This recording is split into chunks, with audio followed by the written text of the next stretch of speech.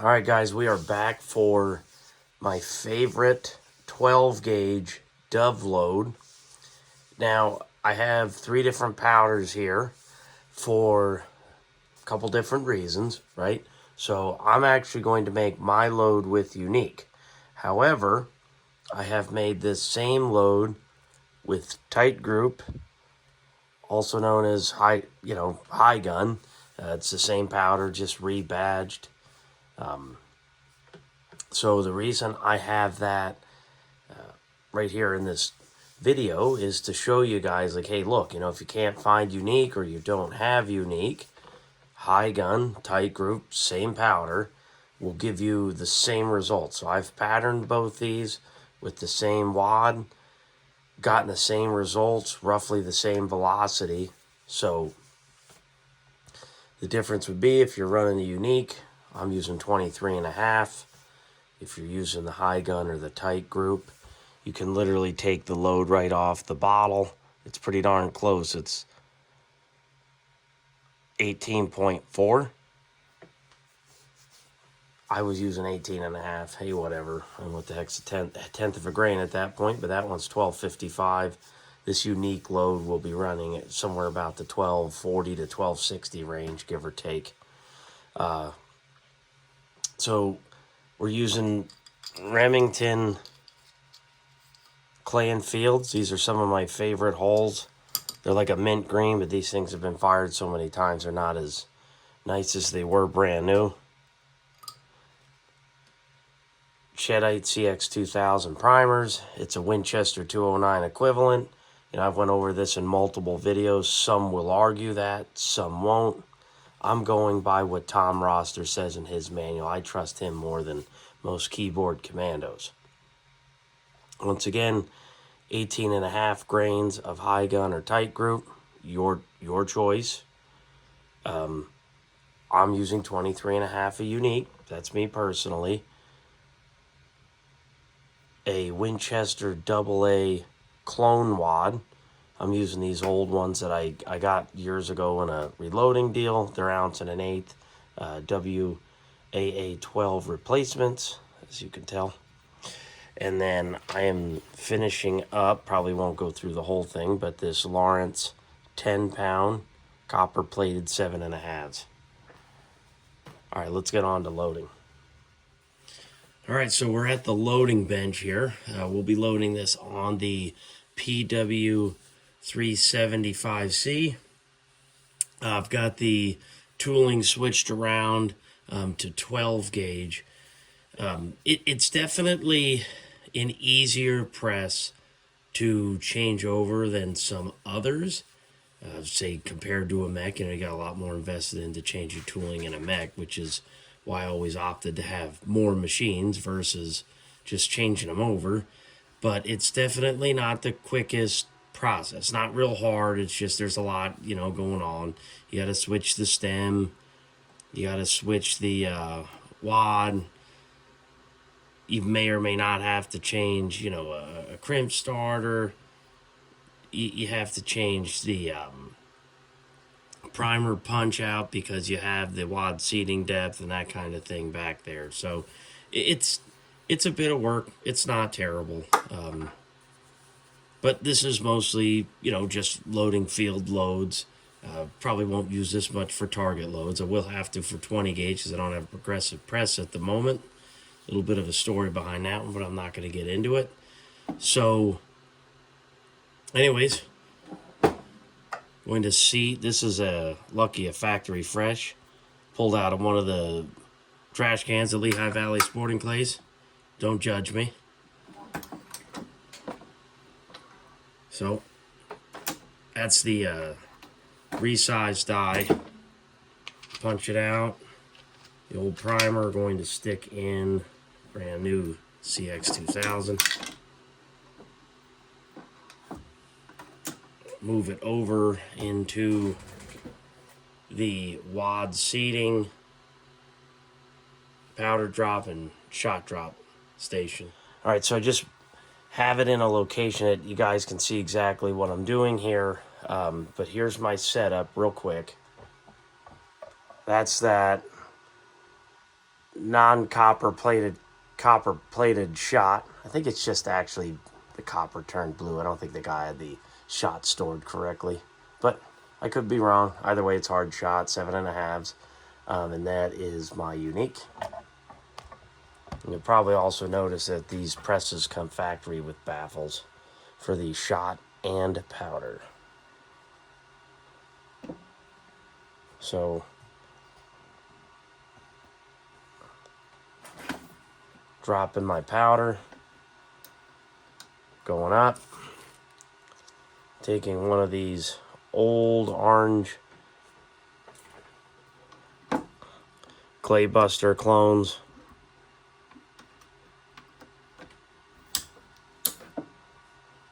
Now, one of the things I want to mention, so if you make this load with unique, okay, you've got to put more wad seating pressure, okay? The reason that is it's a much bulkier powder.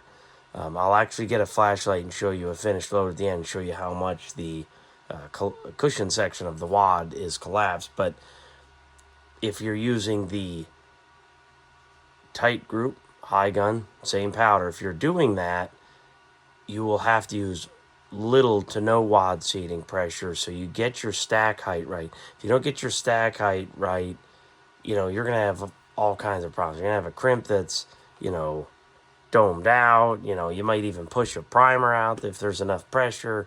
You know, there's just, or it'll peak out. It won't push out completely. But the point is, you know, pay attention to what you're doing. You know, it doesn't matter if you're using a load all a mech. It really doesn't. You know, you just want to pay attention to some of those small details. You know, I look on a lot of these shotgun reloading forums, and there's guys struggling with what I'd classify the basics. And I'm not throwing stones at you if you're new to it. I'm just simply saying, you know, do some research, you know, and understand, read some manuals, understand stack height and wad seating pressure and all that kind of thing, you know. And it'll really help you out in the long run, especially when you're sometimes trying to fit a lot more in one of these loads that isn't, you know, always standard, because this would be classified as a field load. All right, so we got our wad, we got pressure on it. It's collapsed a little bit. We're going to drop our shot. And I'll show you, actually, no, we'll finish this one up and then I will show you bushings and powder. All right, so we're going over to the 8-point crimp starter, and you can see about how much I'm closing it. And now I'm going over to final crimp and taper grip.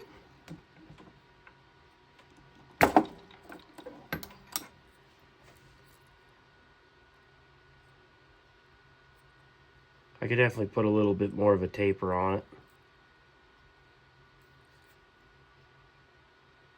Definitely put more of a taper on it, but that's okay. So what I'm going to show you next is the bushings that I'm using and what powder they drop. Because that's, you know, we're going back to grain weights and all that again.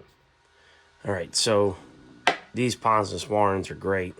You can pull the bushings out without taking anything apart. So I want you to notice something. Okay, that is a number 7 bushing. Now, they don't have a 6.5, unfortunately. I wish that they did.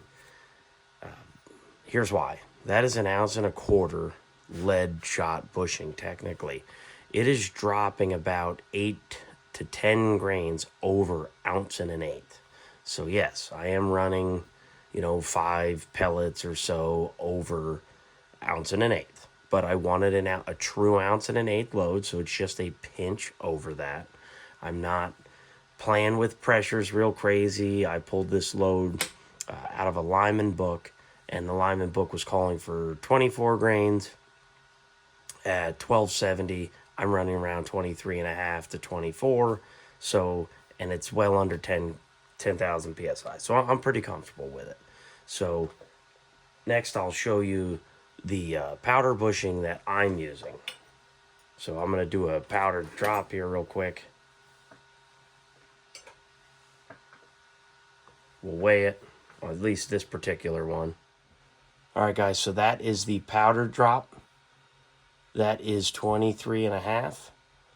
Like I said, that's a mech number 36 powder bushing, and then you'll get, 23 and a half to, well, it just went up to 23.6, but you'll get 23 and a half to about 24 occasionally. So it bounced around a little bit, but keep in mind you're measuring a big, bulky, lightweight flake powder. So that's it. Let's go on to the shot. So we're dropping shot. And that's that beautiful copper plated shot. So you can see I'm getting 501.9. It'll go down to like 501 to 502 and a half. It stays pretty tight on the shot drop. But like I said, I'm about 10 grains-ish over ounce and an eighth. So just keep that in mind. That's up to you if that's something you're okay doing. I did draw up a couple different bushing sizes to specifically dial in 7/8, 1 ounce, an ounce and an eighth. And I'm hoping to 3D print those here in the future, just so I can get the perfect shot drops with this 7.5 lead. All right, so let's load one more up, see how this all kind of goes together. One more time just for another example. Here's a pretty worn out, pretty shot one. Probably killed many a doves. I don't have many of these hulls. I have a hard time finding them. Anytime I can find them in a trash can, I try to pick them up. They are literally one of my favorite to load. They're like a gun club, but better. And I like them even more than the STSs because they're a little bit more rigid.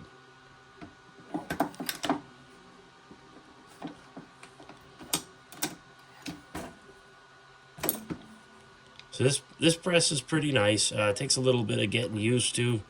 It's definitely worth the money if that's, if you're looking to take your loading to the next level. It's a great press. It's not real cheap. I didn't pay close to what street price is, but nonetheless, it's definitely worth the money if you're really passionate about loading like I am. So just doing a powder drop.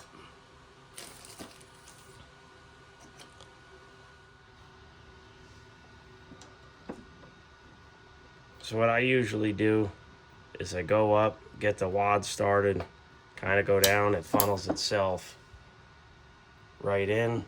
Like I said, don't forget some wad pressure. Drop your shot. That flicks out of the way. Then we'll go up, do our 8-point crimp. I absolutely love these crimp starters too. I do have the plastics that came with it because that's what the original gentleman had when I bought it. But I went and purchased the metal ones. I think they're a lot better for brand new hauls. Probably not required for once fired, but I use them anyway. So that's my pre-crimp. We'll do the crimp and final taper crimp. And we'll move the shell out. Pop it out. And there you go. It's a pretty worn out haul. Probably been fired, oh God, I don't know, 6, 7, 8 times. I use these for target loads too sometimes. Not so clear anymore. Now let me get that flashlight so I can show you how much pressure is on that wad. So I know with the flashlight it makes it tough. I'm doing the best I can to show you. Look how much that wad has collapsed. So if you do that with the tight group or high gun, you won't see anything even close to that. Let me grab a regular wad here real quick. So see that? That's what I'm saying, wad seating depth is real important. All right, guys, I'm going to sign off here. You'll see me back probably in a week or two. Do my best to keep this going. I'd appreciate it. Thanks for watching.